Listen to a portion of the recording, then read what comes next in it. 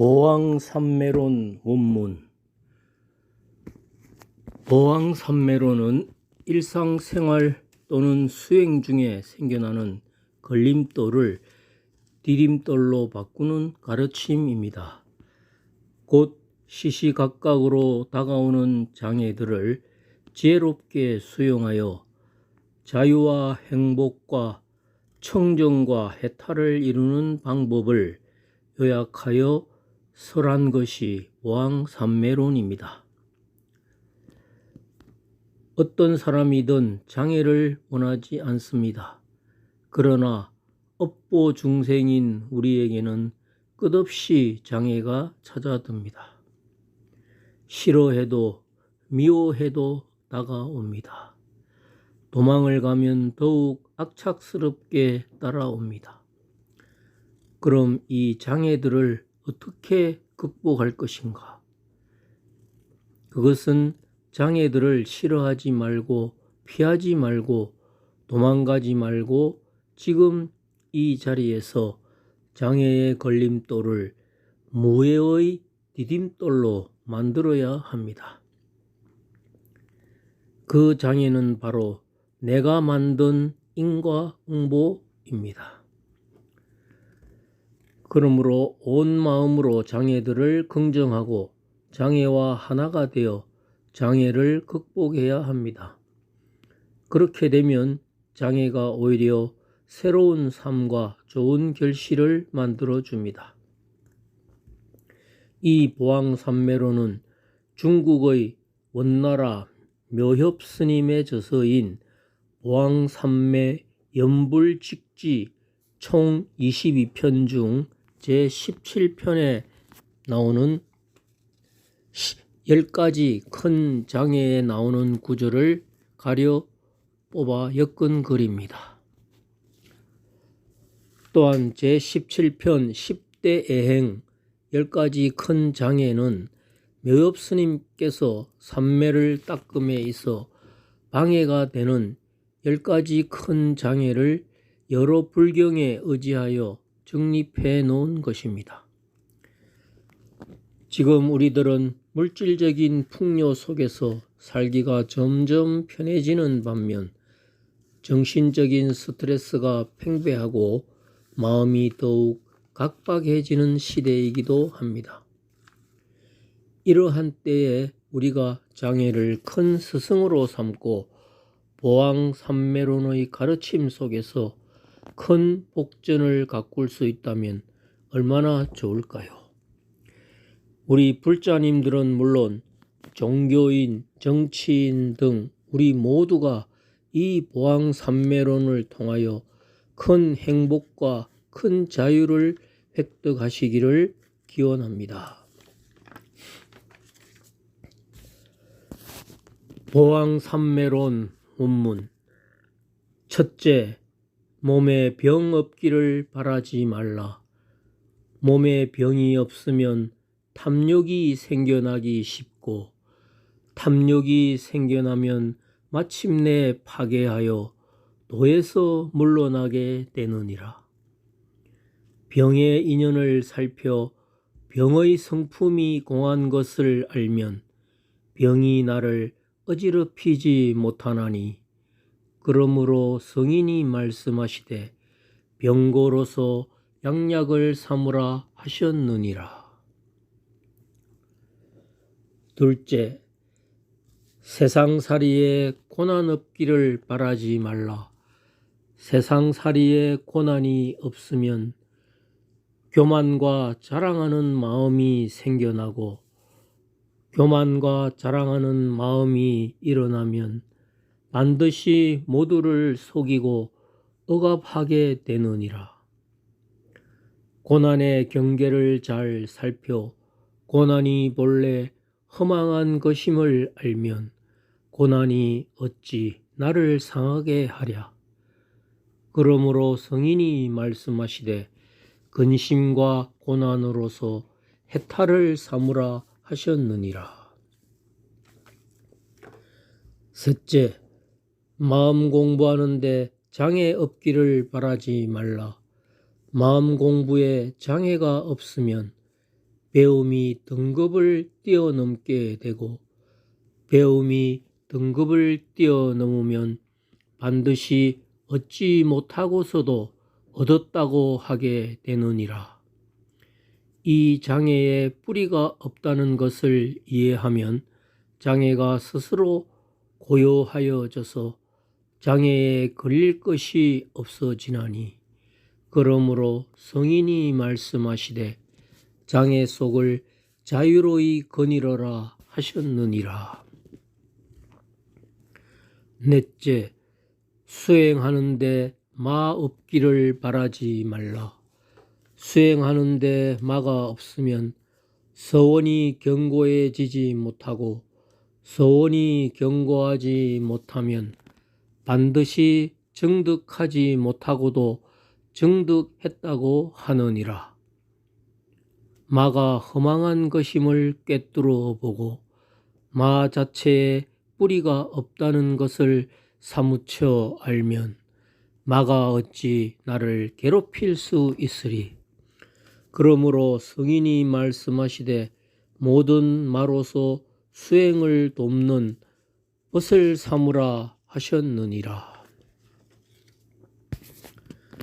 다섯째, 이를 도모함에 있어 쉽게 되기를 바라지 말라. 일이 쉽게 성취되면 뜻이 경박하고 교만하여지며 뜻이 경박하고 교만하여지면 반드시 나는 유능하다고 스스로 칭하게 되느니라.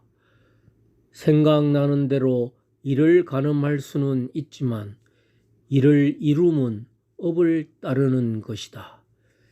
일이란 지금의 능력만으로 되는 것이 아니다. 그러므로 성인이 말씀하시되 일의 어려움을 안락으로 삼으라 하셨느니라. 여섯째, 정을 나누되 나에게 이롭기를 바라지 말라. 나의 이익을 바라며 정을 나누면 도의를 잃게 되고 도의를 잃게 되면 반드시 그릇됨을 드러내게 되느니라. 정의 근본을 잘 살펴볼지니 정은 억지로 되는 것이 아니요 정은 인연을 의지할 뿐이다. 그러므로 성인이 말씀하시되 힘든 교제로서 성인의 깨달음의 미천으로 삼으라 하셨느니라. 일곱 번째, 다른 사람이 순종하고 거스르지 않기를 바라지 말라. 사람들이 순종하여 거스르지 않으면 내심으로 자신을 뽐내며 내심으로 자신을 뽐내게 되면 반드시 내가 옳다고 고집하느니라. 깨달은 이의 처세는 사람들의 허망한 행위를 관하여 그냥 무심하게 주고받을 뿐이다. 그러므로 성인이 말씀하시되 거역하는 사람으로서 원림을 삼으라 하셨느니라. 여덟 번째, 덕을 베풀되 보답을 바라지 말라. 베푼 덕에 대해 보답을 바라게 되면 무엇인가를 도모하는 생각을 가지게 되고 도모하는 생각이 있게 되면 반드시 화려한 명예를 드날리고자 하느니라. 덕의 본성이 없음을 밝히고 덕이 영원하지 않음을 관조할지니 덕이란 참 알맹이가 있는 것이 아니다. 그러므로 성인이 말씀하시되 덕 베푼 것을 헌신짝 버리듯이 하라 하셨느니라. 아홉 번째, 이익을 분에 넘치게 바라지 말라.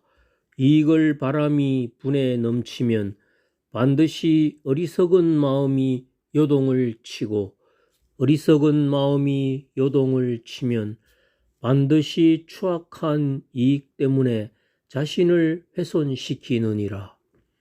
세상의 이익이란 본래 공한 것, 분에 넘치는 이익을 바라면 번뇌만 커지나니 이익을 허망되게 구하지 말지어다.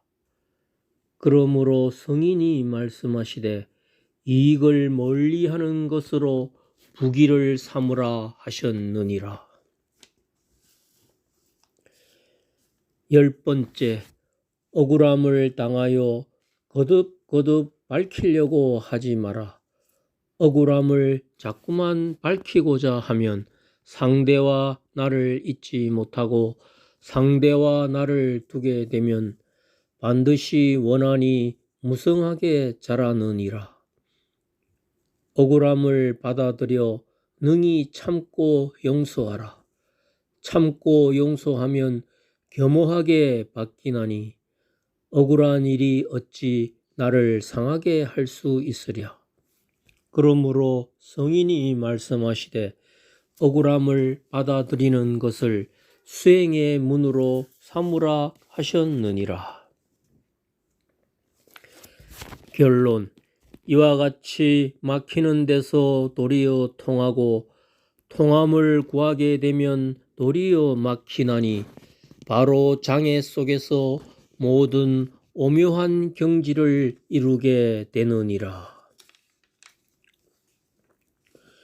부처님께서는 장애 가운데서 보리도를 얻었을 뿐만 아니라 앙굴라마와 제바달다의 무리가 반역의 짓을 하였으나 그들에게 수기를 주고 교화하여 성불토록 하셨느니라.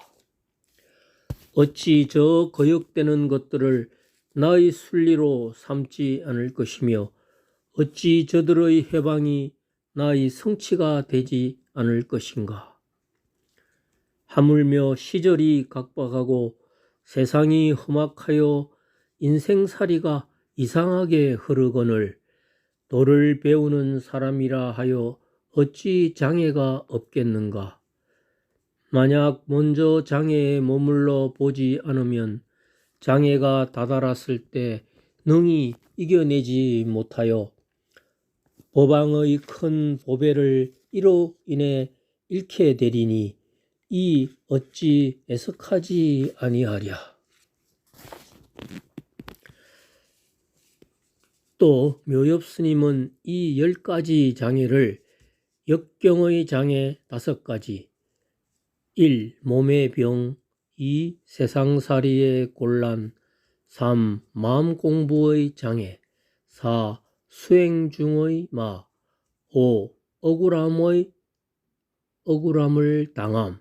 이 5가지를 역경의 장애라고 하셨고, 순경의 장애 5가지는 일의 쉬운 성취, 정을 나눔, 다른 이의 순종, 덕의 베품, 이익, 이 5가지를 순경의 장애라고 하였습니다.